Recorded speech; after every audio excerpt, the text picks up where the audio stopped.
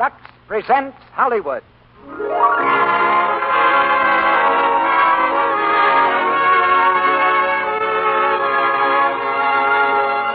Lux Radio Theater presents You Can't Take It With You, with an all-star cast headed by Edward Arnold, Walter Connolly, Fay Ray, Robert Cummings, Neda Harrigan, and Lee Patrick. Ladies and gentlemen, your producer, Mr. Cecil B. DeMille.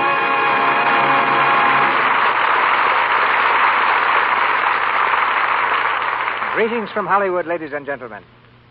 This is a special occasion for us. Just 5 years ago this week, the curtain went up for the first time in the Lux Radio Theater. And one of the most gratifying things to me is our box office report. Unlike most theaters, our box office is not situated in front of the building with one ticket seller, but in every city and town throughout the country, with thousands of ticket sellers, in every store where you buy Lux toilet soap. It's your loyal purchase of our product that raises the curtain each week in this theater, and it's all made possible by the exceptional quality of Lux toilet soap. Mr. Ruick has a letter on this subject that I think you'd like to hear. It says, Dear Mr. DeMille, we are all loyal to you, to the Lux Radio Theater, and to Lux toilet soap. I, for one, purchased Lux toilet soap at first as a thank you for the Lux Radio Theater, so the theater might be continued. But, just as you've told us, the quality of the product is so outstanding that I am now writing to tell you that I wouldn't think of doing without my Lux toilet soap.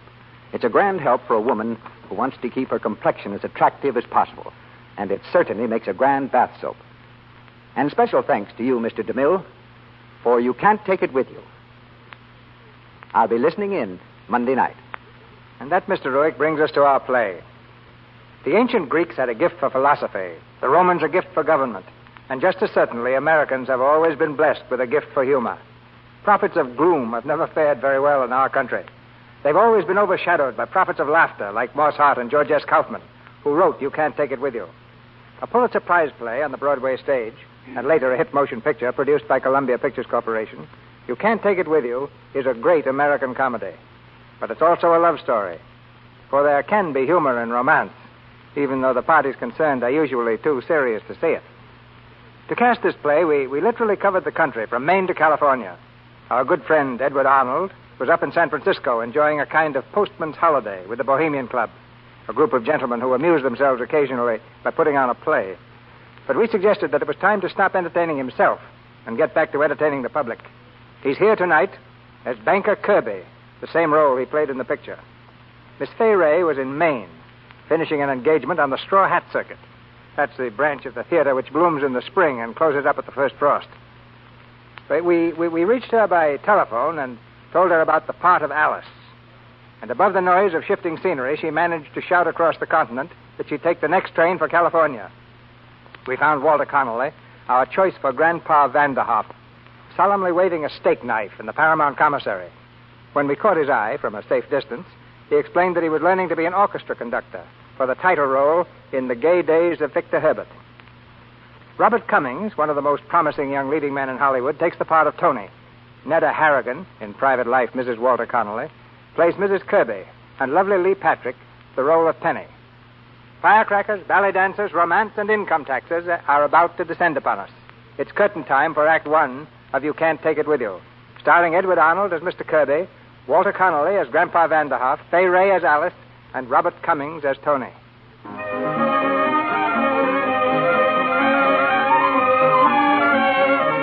The 57th floor of the Kirby Building, tallest and most impressive structure of a great American city. On a door opposite the elevator is a brass plate bearing the legend, Anthony P. Kirby Company, Bankers. And behind 7 other doors marked private is the inner sanctum of the great Kirby himself.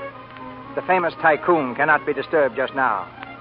With his son Tony and a small group of associates, he's engaged in the ceremonial dance of modern business, a very important conference. Gentlemen, we're going ahead exactly as planned. Our company will be the largest individual corporation in the world, particularly with Ramsey lined up. Why, we'd control the whole field of production. Exactly, gentlemen. But, AP, Ramsey would never permit himself to be absorbed by anybody. Oh, won't he? Earlier this year, Ramsey floated a new issue, didn't he? What for? For expansion, new production facilities, all right. Where's he going to build these new production facilities? I own every 12 square blocks completely surrounding his factories. You own them? Well, you didn't know anything about that, AP. Of course you didn't. Nobody knew. The Blakely Real Estate Company's been buying it for me a piece at a time, but my name was kept out of it. That's brilliant, AP. So you see, gentlemen, we can proceed without any trouble. Well, you know what to do. Come on, get busy. Yes, sir. We'll hop right to it. Oh, Douglas, get me Mr. Blakely on the phone. Yes, sir. Well, Tony, how does it feel to be a vice president? Well, it's been painless enough so far, Dad. You talk as if you were having a tooth yanked. Look, Dad, maybe sometime when you've got a week or two off, you can sort of let me in on what the banking business is all about, huh? Oh, now, don't give up, Tony. Sure, it's complicated, but, you'll get used to it. How's your mother been? Oh, she's fine. Said she'd drop in later. Mr. Blakely's on the phone, sir. Good. Hello, Blakely. Hello, AP. How's it going, Blakely? You got that property yet? Well, I'm having a little trouble, AP. I've got all 12 blocks except one house, 25-foot front, and the man won't sell. Well, make him sell. Those 12 blocks are useless unless I can buy every inch. Well, I'm trying, AP, but the old man's a crank. I offered him $50,000 yesterday, and he turned it down. I tried to get him in here today to talk some sense into him, but I don't know. You don't know. You listen to me. I don't want any excuses. I want his house. And remember this, Blakely. Unless you buy the whole 12 blocks, you don't get a penny commission. Goodbye. But, Mr. Kirby... that man's got ice water in his veins. I tell you, John, we've got to get that property. You can't force a man to sell his home. Well, what did he say when you offered him the $50,000? I'm not sure, but I think someone began singing, someone else danced, and Grandpa Vanderhoff himself sat down and played a mouth organ. A mouth organ? What are they, a bunch of nuts? Mr. Vanderhoff is here, Mr. Blakely. Oh, Mr. Vanderhoff. Well, send him right in. No. Have him wait. Yes, sir.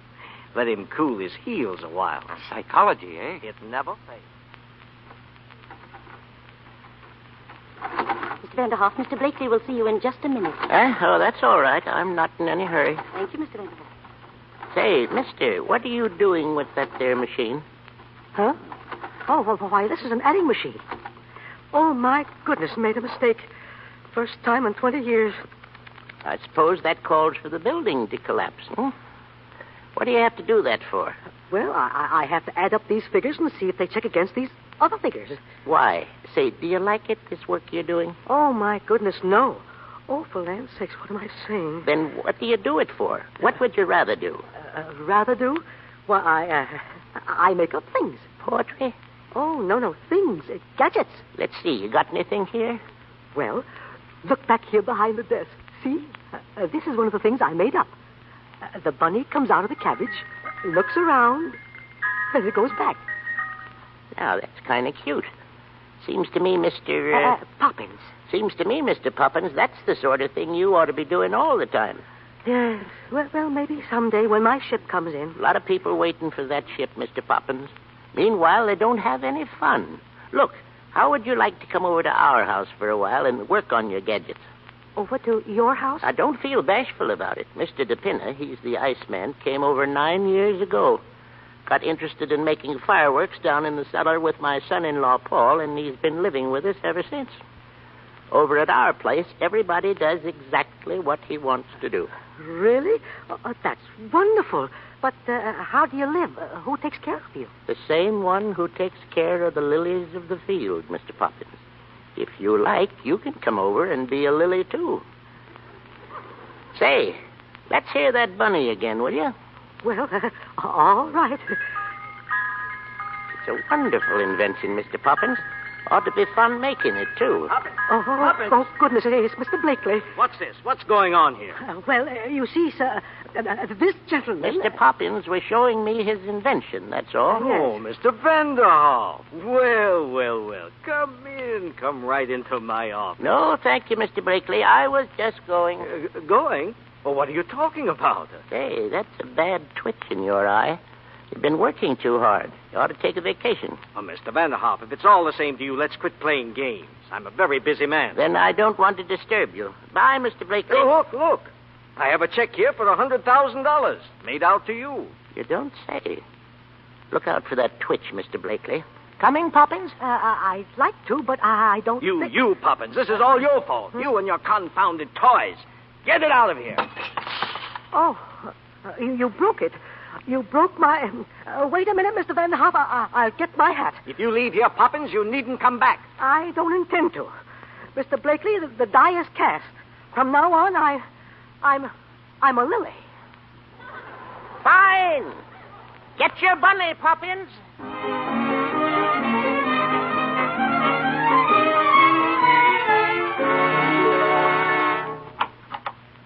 Go right in, Mr. Poppins.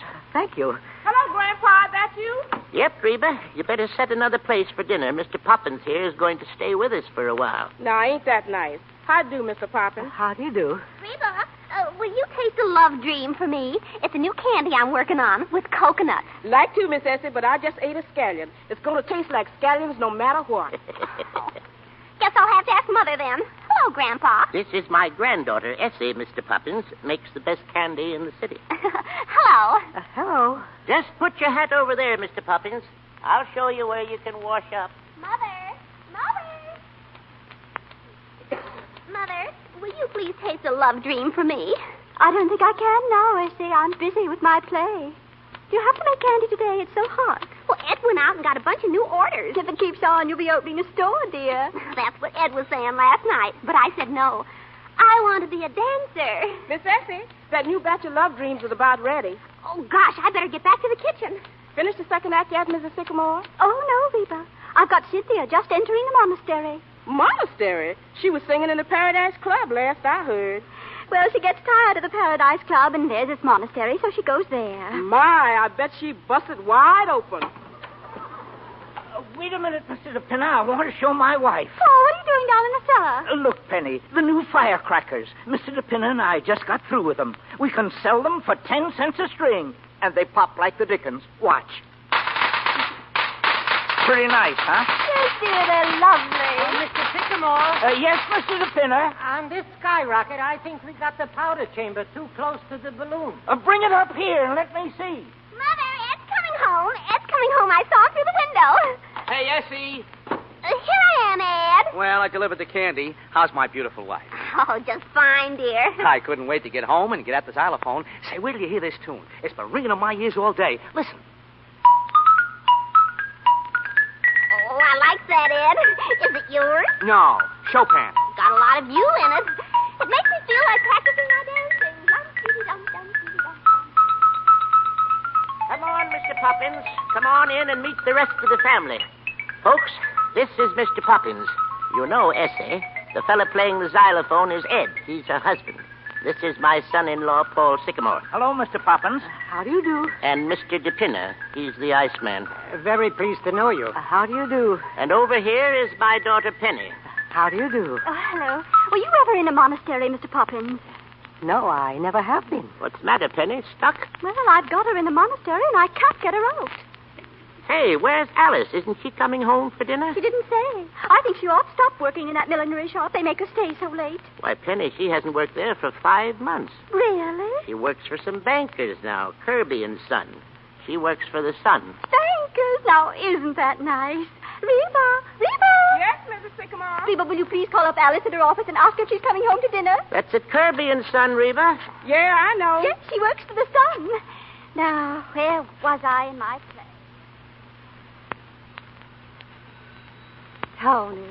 Tony, dear. Yes, Alice. Tony, stop me if I'm wrong, but isn't that the telephone ringing? Say, that's strange. You know, I thought I heard something. Voices in my ear. Voices that say, if you don't kiss Alice Sycamore right away, you're a chump. Tony, please. This is a business office. Hello? Mr. Anthony Kirby Jr.'s office? Oh, hello, Reba. Wait. Mother wants to know if I'll be home for dinner. Oh, definitely not. The man says no, Reba. Darling. Tony, stop that. Reba, tell Grandpa I love him as much as ever, but a young vice president has me in his power. Tony, Well, I was only don't. kissing you on the back of the neck. Yes, Reba, of course I'm struggling. Tony, don't. Tony. Good evening, dear. Oh. Mother. Oh, hello, Mother. Won't you sort of sit down or something? No, I see you're busy. If you don't mind, I think I'll go and see your father. Excuse me, dear. Goodbye, Reba. I've got to hang up now. The ceiling just fell in. Tony, would you mind handing me the want ad section of that paper? Oh, I'm sorry, Alice. I had no idea my mother was going to pop in like that. No, I guess you didn't. Well, I'd better go home. Now, wait a minute. I want to tell you something. last night I informed that irate lady that was just in here that I was going to marry you. Tony. Well, I don't remember your telling it to me. Well, you didn't ask me. Did you see the way she looked at me? I know just what she was thinking. Oh, listen, there seems to be a general impression around here that the Kirbys are ogres or something. Well, that has nothing to do with me. They're just putty in my hands. Never wanted to think I couldn't get up a yell long enough. Well, it worked like a charm when I was a baby. Here, I'll give you an idea. Tony. Oh, you crazy. Sure. And there's one little detail I forgot to mention. I love you, Alice. I love you very much. Oh, Tony. Tony.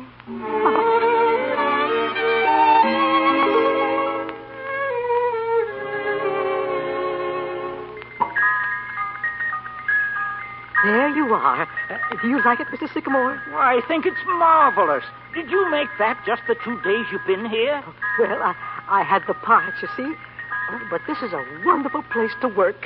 Say, Mr. Sycamore, Yes? this new fireworks display is going to be the best we've ever made. I guess it is, Mr. DePinner. Did you think of a name up for it yet? No. What we need is something new and big, with plenty of flash. You any ideas, Mr. Poppins? Let me see. I know. The Russian Revolution. Plenty of fireworks there. Why, that's brilliant, Mr. Poppins. What do you think of it, Ed? The Russian Revolution. I think it's swell. Say, you got swell ideas, Mr. Poppins. Say, maybe you got something you'd like me to set up on my printing press. Why don't you print something about the fireworks? Advertising them. Then put it in the candy boxes, and the people who buy the candy will also buy the fireworks. Say, that's great. Listen, how does this sound? Watch for the revolution. It's coming soon. Fine. We got a lot of these red flag firecrackers left.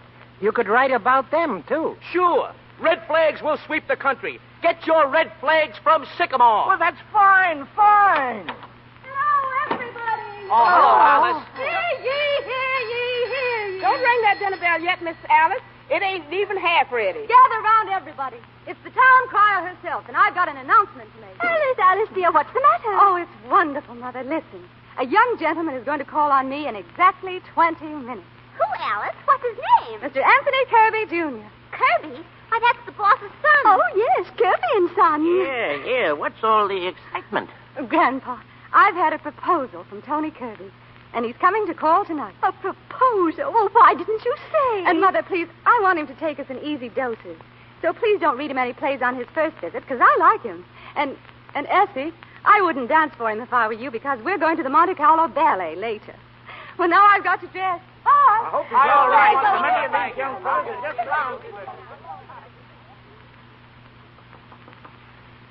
Come in. Hello. Hello, Grandpa. Sit down. Thanks. Well, Alice, do you love him? Love him. Oh, I Can't even talk about him, huh? Not rationally. Who's asking you to be rational? Listen, when I courted your grandmother, it took me 2 years to propose. Know why? The moment she'd walk into the room, my knees would buckle, and the blood would rush to my head, and the walls would start dancing. Up to the last, I couldn't even look at her without my heart didn't go thump, thump, thump. That's why I've lived in this house so many years and never could move out. It'd be like moving away from Grandma. Oh, Grandpa, I've got it that way, too. If you have, then I guess it's all right. Look, I bought you something. Here. Do you like it? Well, bless my soul.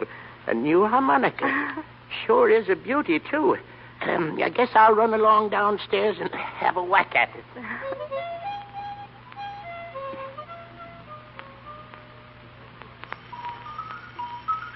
There's the bell. He's here now. Tell him I'll be right there, Grandpa. That's wonderful, Ed, stop playing. I think I heard the bell. And remember, everybody, be very nice. It's Alice's young man. Hello. I'm Alice's mother. Come right in. I'm afraid there's been a mistake. My name is Henderson. Henderson? But I thought it was Kirby. Wilbur G. Henderson, Internal Revenue Department. I'm looking for Martin Vanderhoff. Right here. Come on in. Thank you. Sit down, sir. Thanks.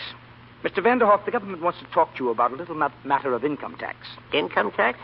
Now, Mr. Vanderhoff, we've written you several letters about this and no reply. And according to our records... Oh, that's Mr. Kirby now. I'll answer it. Excuse me. Come right in, Mr. Kirby. Thanks. Hello, son. Glad to see you. Thank you, sir. Mother, is that Mr. Kirby? Yes, dear. He's lovely. Sit down, son. Sit down. Make yourself at home. Oh, thank you very much. Mr. Vanderhoff, I hope you'll excuse me, but I've got to be going. Oh, I'm sorry. Drop in again sometime for dinner. If you don't mind, I'd like to get my business over before I go. Oh? Mr. Vanderhoff, our records show that you have never paid an income tax. That's right. Why not? I don't believe in it. You don't believe in it? No, sir. Well, whether you believe in it or not, you owe the government 22 years back income taxes. Yes? Now, look, Mr. Henderson, suppose I pay you the money, mind you. I don't say I'm going to, but just for the sake of argument. What do I get for my money? Get? What? Why, you get everything. What? Well, everything. Look at Congress and the House and the Senate. We've got to pay them, don't we? Not with my money, no, sir. Now, listen. Well, here I am. Oh. Hello, Tony. Hello, Alice. I hope you all got acquainted. Oh, yes. I think you two will make such a lovely couple. Mother. Look, Mr. Vanderhoff, there's no two ways about it. You've got to pay your taxes. How's that? I said you've got to pay it. Well, they've got to show me. They don't have to show you. I just told you. Look, who's going to pay for all those buildings down in Washington? And interstate commerce and the Constitution. The Constitution was paid for long ago. And interstate commerce, what is interstate commerce anyway? Oh, look, there are 48 states, see? And if it weren't for interstate commerce, nothing could get from one state to another, see? Why not? Have they got fences? No, they haven't got fences. They've got laws. Oh, holy smoke, I never ran across anything like this before. Well, I might pay you about $75, but that's all it's worth. You'll pay every cent of it, like everybody else. And if you think you're bigger than the law, you've got another thing coming. Oh, holy smoke, what's that? What's that? Let me out of this place. Let me out of here. Let me out of here. You see, Tony, my father makes fireworks in the cellar. Oh, well, I hope you don't get into any trouble, Mr. Vanderhoff. Not me. I don't owe the government a cent. Alice, dear, here's your wrap. Thanks, Mother. All ready, Tony? We'll be late. Hello, everybody. Mr. Kalenko! Tony, you're just in time to meet Mr. Kalenkoff. He's Essie's dancing teacher. Ah, my little Alice, my little Aliska. Never have I seen you look so magnificent. Mr. Kirby, Mr. Kalenkoff. How do you do? I have a slight pain in the chest. Oh, Mr. Kalenkoff, I practiced today. Oh, my Pavlova. Grandpa, I am in time for dinner, no? Of course you are. If you'll pardon us, Mr. Kalenkoff, we're going out to the Monte Carlo Ballet. Monte Carlo Ballet? It stinks. Yes, well, goodbye, everybody. Glad to meet you all. Goodbye. Dinner's ready. Come on, everybody. Well, let me get my place right here, if you don't mind. We can put the altar right in that corner. Thank you very much. Quiet, everybody. Quiet. Did you notice his manners, Paul? Quiet, Penny. Grandpa's going to say grace. Well, sir, we've been getting along pretty good for quite a while now, and we're certainly much obliged. Looks like Alice is going to get married, and I think she'll be happy, because we just met the boy you sent to her, and he looks fine. Remember, all we ask is to just go along the way we are and keep our health, and as far as anything else is concerned, we leave it up to you. Thank you. Who has the big pickles, Mr. Poppins?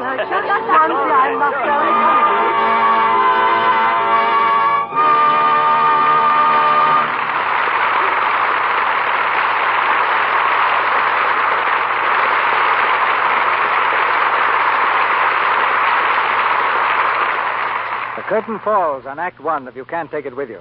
And the course of romance promises to be rather stormy in the Vanderhoff household. During the brief intermission, before we go on with the second act, a member of our official family, Mr. Ruick, has an interesting interlude for you.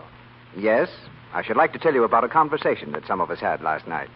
We were sitting around a table at the Brown Derby when someone brought up the subject of how men differ from women in their attitude towards the simple things of life. For instance, men don't like plays that are sad as much as women do. And men sing in the bath, Mr. Ruick. That's right, Mr. Ruick. And we've made up a little song about that which we think is cute. Want to hear it? We certainly do. Go ahead. Here's what we've heard nearly everyone say. Women are different from men. Ladies when bathing are not half so gay, while men sing or whistle and then sing again. If they're Irish, the tune goes like this. If they're Scotch, here is one they won't miss.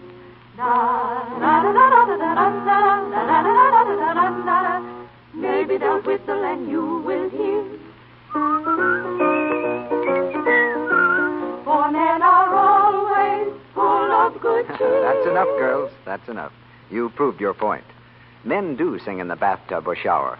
And it's up to the wise wife to see that this happy mood isn't broken. Don't, please, give them a soap that's sort of stingy in its lather. Don't give them soaps that sting and smart. In short, do give them Lux toilet soap. Its rich, active lather works up fast and cleanses thoroughly and quickly. Yet it's gentle and mild. It makes a bath a pleasure. And best of all, it leaves a man sure of fastidious grooming. Mr. Ruick, we have a two-line encore to our song. Fine, let's hear it. Here is how you can keep husbands always gay. Let them take baths the Lux soap way. Yes, Lux toilet soap is a bath soap men like. Here's our producer, Mr. DeMille. Act 2 of You Can't Take It With You, starring Walter Connolly as Grandpa Vanderhoff, Edward Arnold as Mr. Kirby, Robert Cummings as Tony, and Fay Ray as Alice, with Netta Harrigan as Mrs. Kirby and Lee Patrick as Penny.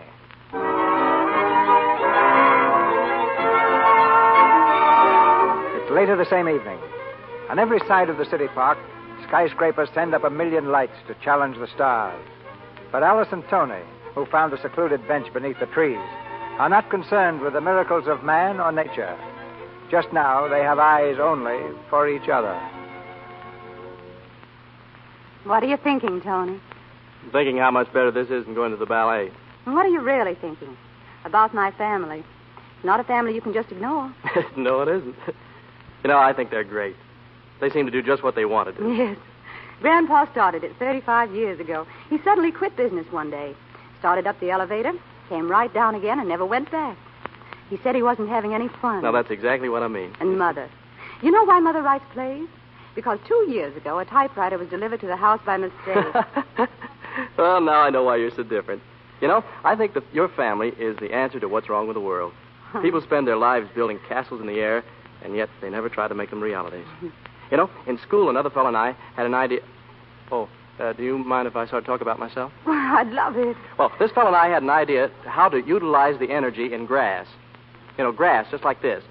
Did you know that every blade of grass has an energetic force that has never been used for anything? No. Oh, yes. Well, we worked on it all the time, every spare moment, all night sometimes. We get so excited we forget to sleep. And, well, then we left school. He's selling automobiles, and I'm in some mysterious thing called banking. Tony, why don't you... No, don't say it. Don't say it. I know what you're thinking. But the Kirbys come from a long line of bankers, and the line simply must not be broken. Gosh, that's been pounded into my head, and it's just given me softening the brain. Oh, that's silly, Tony. You're still young, and there's plenty of time to decide about those things. Besides, I resent what you said about your brain. I think it's beautiful. Do you? Mm-hmm. Gee, that's wonderful. Now tell me, when do we get married? We don't. Oh, darling, What'd you say? I said we don't. Not for a while. Why? Because I've been thinking. We could save ourselves a lot of embarrassment later on if our two families could meet first. Oh, so that's what's on your mind, huh? I want you to bring your folks for dinner Wednesday, Tony. Now, wait. I'm not going to put you on exhibition like a freak in a circus. I don't mind. Well, I do. Well, it's worth it if we get their approval. Oh, be sensible, Tony. They've centered their whole lives around you, made all sorts of plans. Suddenly I come along and everything's upset. Tony, there's no two ways about it. Your family has to meet mine. All right. Wednesday for dinner. It's a date.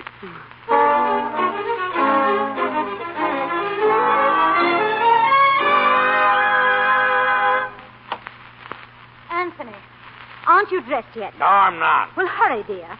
Tony said 8 o'clock. Look here, Miriam. Are you serious about taking me on this slumming tour? The more we fight, Tony, the more he'll resist. It's the only thing to do. Yes, but the dinner and some awful... She's probably from some dull middle-class family. As soon as Tony sees us all together, he'll realize how impossible the situation is. Yeah, that I take it is what is known as being subtle. Huh? Yes. Oh, heaven only knows what they'll have to eat. You know how sensitive my stomach is, Miriam? They're sure to have some vegetables, Anthony. Probably cooked. You know, mine have got to be raw. Anthony, please hurry. They're expecting us at 8 o'clock. All right. Give me a chance.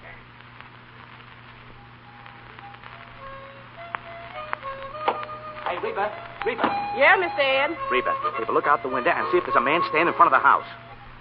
What you so excited about, Ed? There's a man been following me, Grandpa, the last few nights when I've been out delivering candy. Maybe he wants a piece. Huh? I don't see nobody, Mr. Ed. Someday, Alice, you're going to break your neck sliding down that banister. Someday I'm going to do it without holding. Essie, dear, you're going to give Reba the kitchen all day tomorrow, aren't you? She'll need it. Oh, yes, that's why I'm making the love dreams now, so I'll be way ahead. Thank you, darling. And look, Mother, tomorrow night before the Kirbys come, will you have Reba put everything down in the cellar? The typewriter, the kittens, and the xylophone? Certainly, dear. Reba, remind me. The Kirbys are certainly going to get the wrong impression of this house tomorrow night. Well, I'll be upstairs if anybody wants me. Oh, Mrs. Sycamore. Yes, Mr. DePinner? Yeah, look what I found in the cellar. Remember? Over 8 years ago. Why, of course, Mr. DePinner. It's my painting of you as the discus thrower. Oh, I always meant to finish it, but I got started on my plays and never painted again. Well, it's just as well. I'd have been the next one to strip. You know what? I think I'll finish it tonight. Is the costume still down in the cellar, Mr. DePinner? Sure, we use the bath towel. You go get it, Mr. DePinner, and I'll go upstairs and get my palette and brushes. Oh, boy. Door, Reba. All answered, Grandpa. Hello, Mr. Kalinko. Reba's here. Well, Grandpa, I'm in time for dinner, no? Yes, sir, Mr. Kolenkov. Right on time. That is why I like to... What is that thing? That? It's a picture of Mr. DePinner. Penny painted it. It stinks. Let's see. Yep, I guess it does. Oh, Mr. Kolenkov, I'll get my dancing clothes and be right down. Oh, my Pavlova, you are like a beautiful swan. Is he making any progress in her dancing, Mr. Kolenkov? Well, confidentially, she stinks. Well, as long as she's having fun. Oh, hello, Mr. Kolenkov. Oh, dear, it seems so nice to get into my art things again. Ah, Mrs. Sycamore, you are like a breath of Paris. Oh, thank you. It's the tam o' shanter does it, don't you think? Yeah, I'm ready, Mrs. Sycamore. Where are you going to wait? Right here, Mr. DePinner. The toga looks pretty good, huh? Well, all right now. Pose, Mr. DePinner. All ready, Mr. Kolenkov. My new ballet dress. Good, Essie, good. And now, Ed, music, please. For tonight's lesson, we use the dance of the hour. Okay. Now, ready? We begin. 1, 2, 3, 4. Pirouette. Pirouette. Could you pull your stomach in a little, Mr. DePinner? 4. A little freer with the hands. And the music must be freer, too. Mrs. Sycamore, Mrs. Sycamore. Wait, but not now. Your stomach in a little more, Mr. DePinner. Mrs. Sycamore, it's the Kirbys. They're here. Oh, my. Oh, hello, everybody. Well, good evening, Tony. Good evening. You're Mr. and Mrs. Kirby, aren't you? How do you do? Are we too early? No. Sit right down and make yourself at home. It's perfectly all right. Why, yes. Only we thought it was tomorrow night. Tomorrow night? Tony. Well, that's funny. I thought... Really, this is most embarrassing. Not at all. We weren't doing a thing. Of course, we were just having a quiet evening at home. Now, don't let that bother you. This is Alice's mother, Alice's sister, Mrs. Carmichael, Mr. Carmichael, and Mr. Kolenkov. How do you do? And, yes, the discus thrower is Mr. DePinner. How do you do? Don't mind my costume. I'll take it right off. Oh. I'll call Alice. Alice, dear. What is it, Mother? Will you come down, dear? We have a surprise for you. Be right there. Well... I feel very uncomfortable about this. It's very careless of you, Tony. Very. Penny, how about some dinner for these folks? Please don't bother. Oh, no bother at all. Ed, call up Murphy's and get a half a dozen bottles of beer and some canned salmon. You like canned salmon, Mr. Kirby? Please don't trouble. I'm not very hungry. We're having frankfurters, but I don't think we'll have enough now that you've come. Make it frankfurters, Ed, and see if Reba has enough. Okay. Hey, Reba. I can tell it without holding. Hello, Alice. Oh, dear. What do you think, Alice? They thought it was tonight. Oh, but Tony, I thought... Oh, I'm so sorry. You see, I was planning such a nice party tomorrow night. Well, perhaps we could come tomorrow night. Oh, no. We'd better see about getting you some dinner. Oh, that's all done, Alice. I sent out. What did you send out for? Mr. Kirby should have told you he suffers from indigestion. Now, Miriam, it isn't as serious as all that. Well, perhaps it is not indigestion at all, Mr. Kirby. Perhaps it is stomach ulcer. Stomach... Oh, sit down, Mr. Kirby. Tell me, how do you find business conditions? Well, that depends on what side of the fence you're on. Isn't this nice? A real chat. Have you any hobbies, Mr. Kirby? Business is my hobby, Mrs. Sycamore. Tony told me you once raised orchids. Well, that was a long time ago. Grandpa plays a harmonica. Oh, really? Yes. Ever played one, Mr. Kirby? Well, When Mr. Kirby was a boy, the harmonica was associated with street corner loafers. Oh, were they, Mother? Of course. Well, then Dad's been holding out on you. He used to be a champ. He told me so himself. Here's the grub. Only they didn't have any more frankfurters, so I got pickled pig's feet. Oh. Never mind, Ed. Just bring everything in the kitchen. I'll fix some scrambled eggs for Mr. Kirby. Oh, Alice, wait a minute. I'll help. Well, Tony, that's that, I guess. A fine impression we're making. How could you make such a dreadful mistake? You knew it was tomorrow night. Sure did. Tony, you mean you brought them tonight purposely? Why? Well, I wanted their approval of you just as you are, not a trumped-up evening with everybody acting unnatural. But I wanted them to like us. Oh, you've spoiled it. I planned such a nice evening. Oh, a fine pair to plan things for. They're out there acting like a couple of people on a slumming tour. Reba, fix some scrambled eggs, please. Come on, we'd better get back. Now, the perfect hobby should improve the body as well as the mind. The Romans were a great people. Why? What was their hobby? Wrestling. In the wrestling, you have to think quick with the mind and the body. That's quite true. When I was young, I was quite good at it. But unfortunately, as the years go on... Foolish. Once a wrestler, you never forget. I have not wrestled in 6 years, and I forget nothing. Look, Mr. Kirby, stand up. Now, wait a minute. Let off, leave Mr. Kirby alone. Now, you hold me so, and I hold you so. Now, listen, I don't want to... What do? I do this. Mr. Kirby.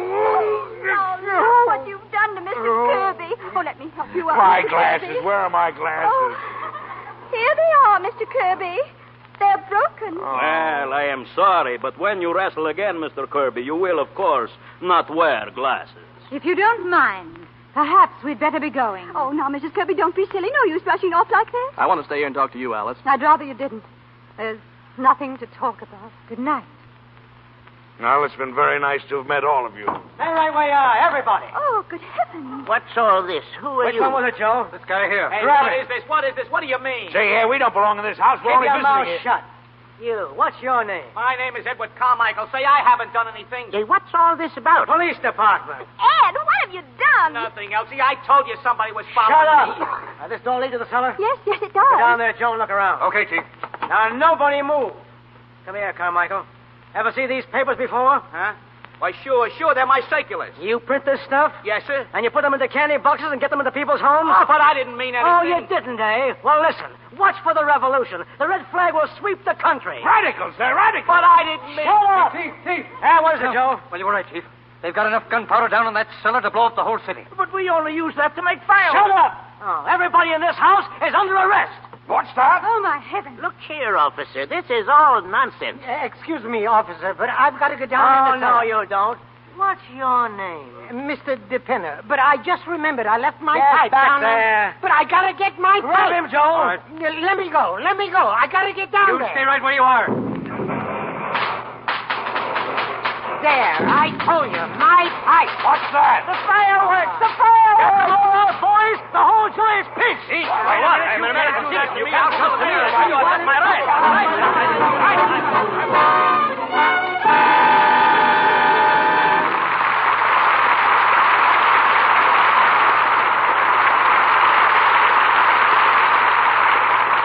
Act 2 of You Can't Take It With You ended rather abruptly. We'll see what happens in Act 3. If anyone can get out of a fix like that, our money's on Grandpa. Perhaps his secret is friendliness. And here's another gentleman who seems to know that secret. After a brief intermission, we will go on with Act 3 of You Can't Take It With You, starring Edward Arnold, Walter Connolly, Fay Ray, Robert Cummings, Neda Harrigan, and Lee Patrick. A few weeks ago, I mentioned on this program a conversation I'd had with Joan Bennett. A few days later, I got a letter that made me think that perhaps I'm not always as grateful as I should be. The letter says... Well, here, Sally, you read it. Dear Mr. Ruick, so you know Joan Bennett. You big lucky. I wish I knew her. Why don't you tell us some more about the stars you know personally? Shall I read the way it's signed? Well, certainly, why not? Go ahead. Well, it's signed An Admirer. Oh, that. She doesn't mean me, Sally. She means she admires Joan Bennett. And by George, so do I. What a complexion she has. Are you going to do what she asks? Who, Joan Bennett? Oh, no, an admirer. Oh, you mean to talk more about the movie stars I know? Well, I know Olivia de Havilland. And believe me, I was glad I did the other night. Why, Mr. Ruick? Because I was at the Trocadero, and she came in. She looked so absolutely beautiful that everyone in the place turned to look. She has lovely skin. Indeed she has. And she uses Lux soap.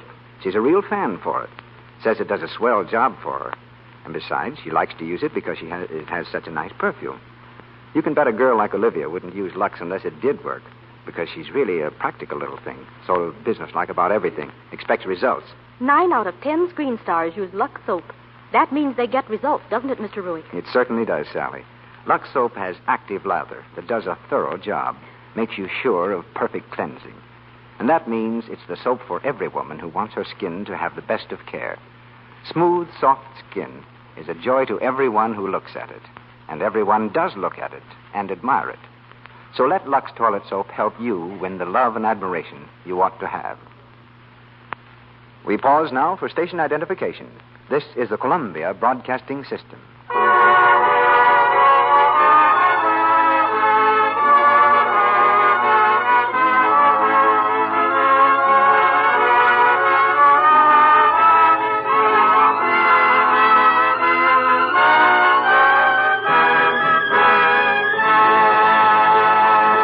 We continue with the third act of You Can't Take It With You.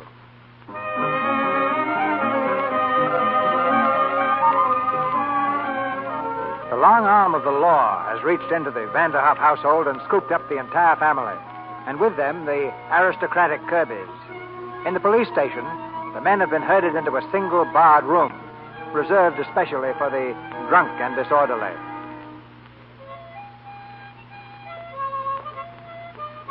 Well, Tony, I hope you're satisfied. And I only hope it teaches you a lesson. Go fooling around with stenographers. I'm sorry, Dad, but I intend marrying her. Yes, I know. I intended marrying a waitress once. But fortunately, my father knocked it out of me. Mr. Kirby, you'd be a lot better off if you'd relax a little. Ah, relax.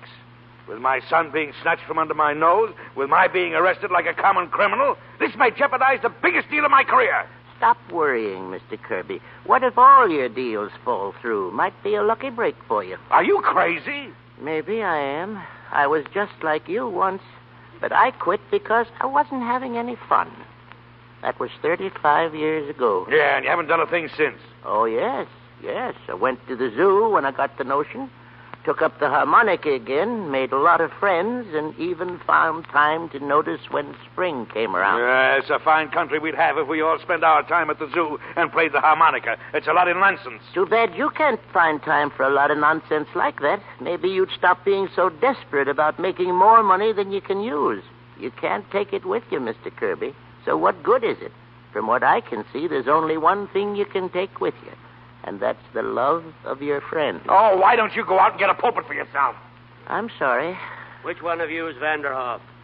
Right here, sir. There he is, mister. 5 minutes. Thanks. Hello, Mr. Vanderhoff. Remember me? Oh, sure. Mr. Blakely, isn't it? Yes. Heard you were in trouble and came over to help you out. I see. Well, you're wasting your time, Mr. Blakely. I don't intend selling my home. What? No, sir. Not so long, young fellow, and run along and let me alone. Well, we'll see how long you can hold out. You just wait till a few more things happen to you. Oh. So it was you who arranged this arrest? Yes, and it's only a starter. Blakely, did you do this? Mr. Kirby. Why, you idiot. Do you know what you've done? But, Mr. Kirby, I never dreamed that you knew Get out of people. here, you blundering idiot, and if you have 1 ounce of brains, see if you can dig up my attorneys. Yes, sir. I'll phone them all. Yes, sir. So, you're the one that's been holding up my deal. Kind of funny, isn't it? Now, what's so funny about it?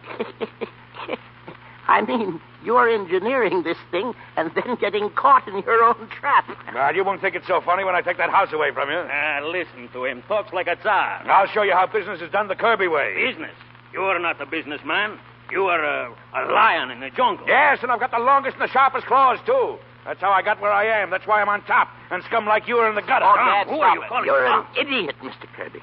A stupid idiot. You can't talk to me like that. Oh, yes, I can. Scum, are we? What makes you think you're such a superior human being? Your money? With all your wealth, you're the poorest man I know. Poorer than any of these people you call scum. Because I'll guarantee they've got some friends. You may be a high-mo girl to yourself, Mr. Kirby, but to me, you're a failure. A failure as a man, a failure as a human being, just even a failure as a father. I'm sorry, Mr. Kirby. I hadn't lost my temper like that in 30-some-odd years. If I could make it up to you anyway, How'd you like to have my harmonica? It's a new one. Here, you might want to play it sometime. All right, everybody. Night court's open. Have your slips ready. Come on, move along.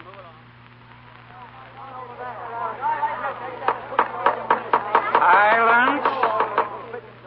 Mr. Vanderhoff, for disturbing the peace, you and the rest of your family are, by your own plea, guilty. But I shall suspend sentence. Thank you, sir.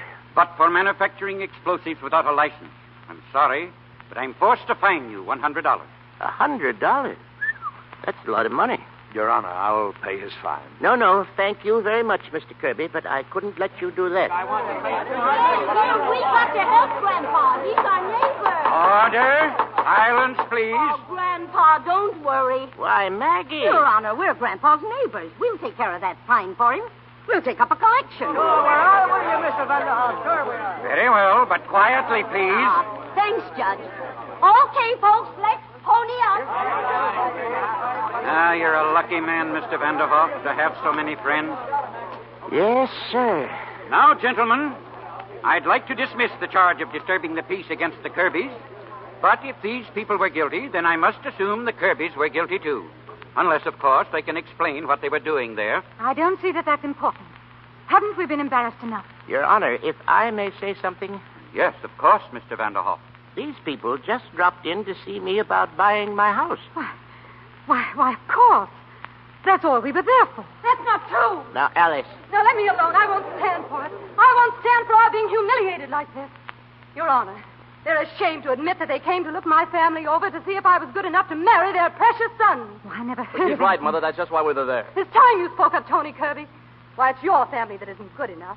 I wouldn't be related to a bunch of snobs like that for anything in the world. How do you like that? Alice!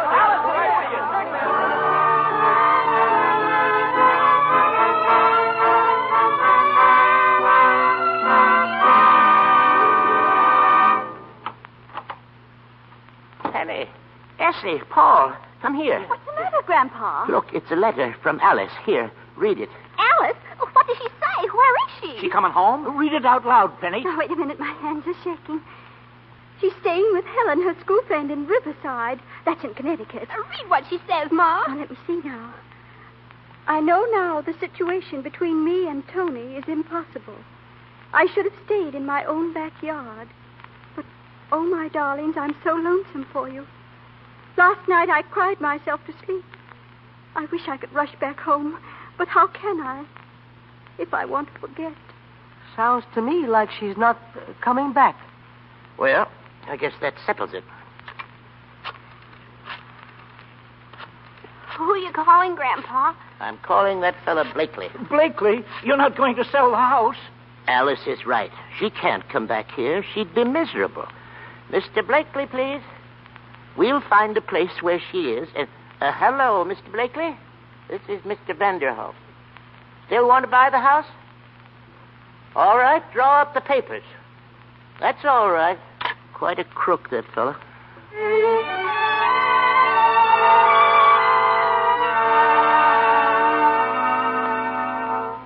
But, Mr. Vanderhoff, why won't you tell me where she is? Because there's an unwritten law in our family against snitching. And Alice doesn't want to see you, Tony. Grandpa, is the moving man down there? He just took out the xylophone. Pretty busy today here, son, moving and all. Mr. Vanderhoff, if you see Alice, will you tell her, tell her that I've quit the banking business, and I'm going to work on that grass thing. Grass, sure. Grandpa! I just seen Miss Alice coming up the walk. Miss Alice is home. Oh, heavenly days. But we were going to see her. Mother! Grandpa! I'm back. Oh, Alice, darling. Grandpa, what are you doing? I came as soon as I got your telegram. Oh, I'm too late. You've already sold the house. Of course I sold the house. I was getting tired of it. But now everybody on the block has to move. And what about Grandma? You're moving away from her. Alice. Well, Mr. Kirby, you wanted the house and you got it. Well, now get out. But, Alice, please, Don't talk to me. Oh, Grandpa. It's all right, Alice. It's all right. Now, don't cry, honey. The desk was right here, wasn't it? Settle down, Harry. Say, what is this? What are you bringing that furniture back in here for? Orders, Grandpa. Come on, Harry. What in the world? May I come in? Dad. Why, It's Mr. Kirby. Mr. Kirby? Do you mind if I sit down? Of course not. We're a little short on chairs. Well, you won't be. I told the men to bring your furniture back. You did? Why? Mr. Vanderhoff, you told me I was a failure as a man and as a father. I guess maybe you were right. My son walked out on me today. Oh, Dad. But I'm not giving up. I want my son back. I want to be a success as a father. So the first thing I've got to do is to be a success as a man. My big deal isn't going through, and strangely enough, I don't care. Mr. Kirby, you know what I do when I'm facing a crisis of some kind? No. I just take out my harmonica and play until the crisis fades away. I think right now if you and me could get together on a duet. You brought the harmonica I gave you, didn't you?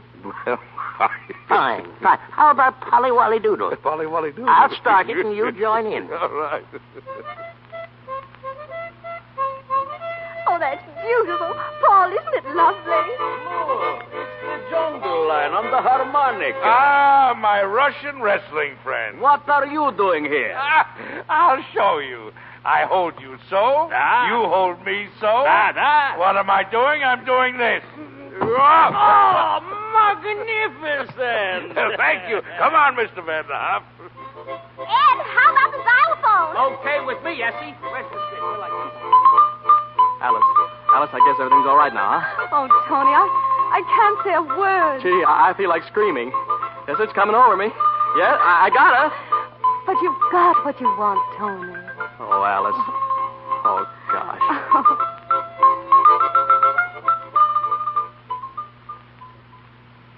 We need more chairs. You won't mind us. Thank you. Yeah, right here. Quiet, everybody. Grandpa's going to say grace.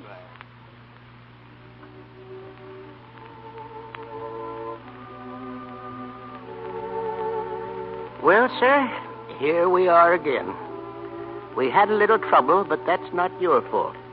You spread the milk of human kindness, and if some of it gets curdled, that's our lookout. Anyway, things have turned out fine. Alice is going to marry Tony. The Kirbys are coming to live with us for a while. And everybody on the block is happy. We've all got our health, and as far as anything else is concerned, we leave it up to you.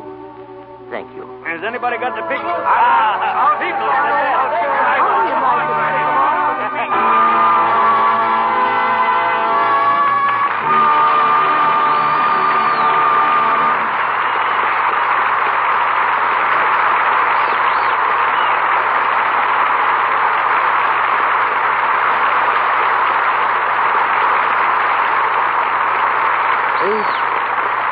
The Vanderhoff clan are rather interesting people. And 4 other interesting people are coming back to our microphone now. Edward Arnold, Walter Connolly, Fay Ray, and Robert Cumming.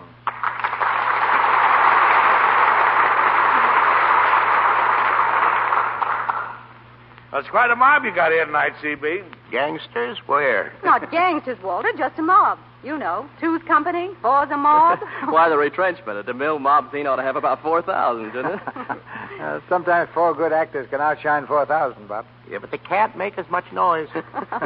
That depends on their ammunition. You 4 made plenty tonight. Well, we're all a little shell-shocked after rehearsing under firecrackers all week. Well, I do think it was carrying realism too far when the man put firecracker off under my chair. That was rather a low trick.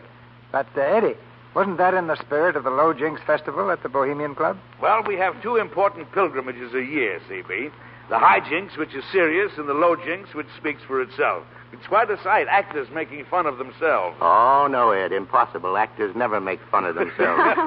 Well, I've seen it with my own eyes. I'll take you all up sometime, show you. All except Fay. It's strictly stag. Oh. Educational, but not co-educational. Huh? Well, never mind, Fay. How did you enjoy that summer theater in Maine? Oh, it was grand. The only way I know of to get paid for taking a vacation in Maine. And I have something to report that will interest you, CB. I found in my summer theater that Lux soap is just as popular backstage as it is in Hollywood. Naturally, I took some with me when I went to Maine because I've used it for years. And I discovered that almost everyone else uses it, too. They know, as I do, what a help it is in keeping one's complexion soft and smooth. Reports like that make the heart grow fonder. Well, you know, Mr. DeMille, it's time for you to give a report of yourself. What have you done about next week's play? Next Monday night, we're going to have Irene Dunn and David Niven. And the play... play which I think everyone will like is The Sisters. A story about a girl who cast her lot with a reckless adventurer, fought for love, and won a victory. Irene Dunn and David Niven in The Sisters. That's a wonderful cast and a fine play. I bet a lot of people have been asking for The Sisters. Well, the Arnold family will be listening in, and it's time for me to get out of here. I got to go to work again. I think we all enjoyed doing You Can't Take It With You. Goodbye, CB. Good night. Good night. Good night. Good night. And our gratitude is one thing you can take with you.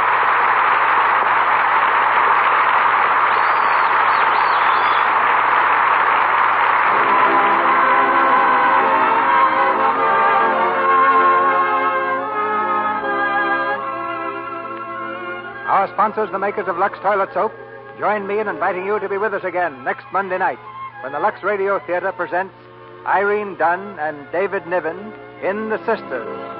This is Cecil B. DeMille saying good night to you from Hollywood.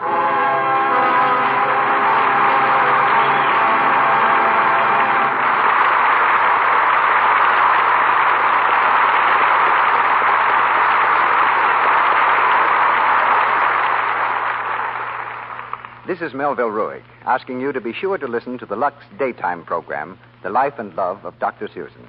This human and gripping story of a young, attractive woman doctor is brought to you every afternoon, Monday through Friday. For the time and station, see your newspaper. The Life and Love of Dr. Susan comes to you in addition to the Lux Radio Theater. Heard in tonight's play were Lou Merrill as Kalinkov, Sally Payne as Essie, Edward Marr as Ed, Ralph Sedan as Poppins, Wally Mayer as Henderson, Griff Barnett as Hughes, Gil Patrick as Secretary, Abe Reynolds as DePinna, John Fee as First Associate, Victor Rodman as Blakely, Jane Morgan as Secretary, Libby Taylor as Reba, Harry Humphreys as Paul, and Earl Ross as Guard. Edward Arnold will soon be seen in the Columbia picture Mr. Smith Goes to Washington. Walter Connolly is now appearing in the RKO production Fifth Avenue Girl. Robert Cummings' current film is The Underpup, a Universal production. Louis Silvers is from 20th Century Fox, where he directed music for Hollywood Cavalcade.